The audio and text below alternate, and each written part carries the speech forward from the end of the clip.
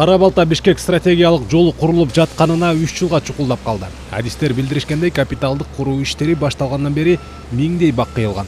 Ошондой эле жол жекке жакын жайгашкан үйлөр, аларды курчап турган тосмолор, базарлар жылдырылган.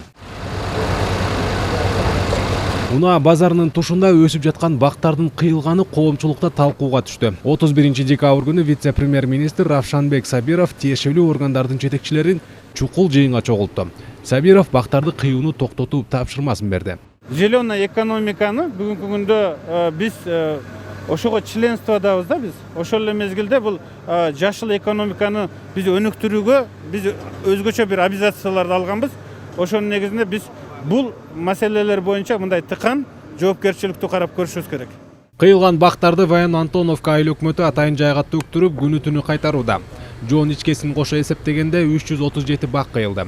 Айыл жетекчилиги эми адистерди чакырып баалоо жүргүзөт экен. Түшкөн каражатты айыл өкмөттүн бюджетине салып, чырпыкта аз камсыз болгон үй бүлөлөргө берилет дешти. Жолго түш келгенден расширенип аткан, ошон үчүн алынып атат деп айтам да. Анан ал баг өзү маанилүү, бирок кайра ошол компаниянын өзүнүн дагы мына азыр Петровка айылында бир бактын ордуна экиден бак тийгизип берип, баягы керектүү деп ошентип атат. Бизге да ошондой милдеттеме берилген.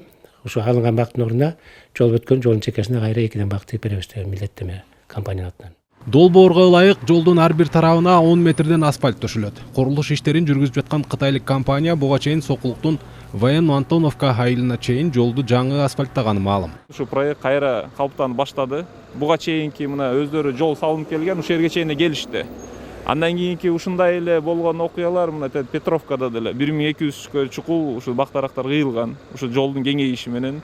Эми бул проектке татыктуу эле нерсе, биз азыр болсо ушулардын негизинде карап чыгып эле бул проект ишке ашыш керек да. Кара-Балта Бишкек жолунун маанилүүлүгү жогору экени талашсыз дешет адистер. Жол астынан каналдар өтүп, газ түтүктөрү, электр сымдары, тротуарлар жаңылануусу долбоордо каралган.